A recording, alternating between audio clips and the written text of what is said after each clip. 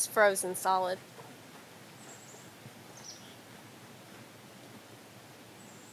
It's deep too.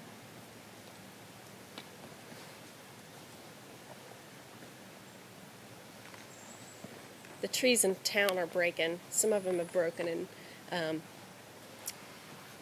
snapped some power lines. So I don't know how long we're going to have power here. Some of the trees are already breaking though. Every time the wind blows, they crack.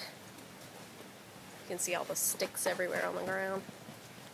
There's a big branch laying out front too. And it's still coming down. It's pretty.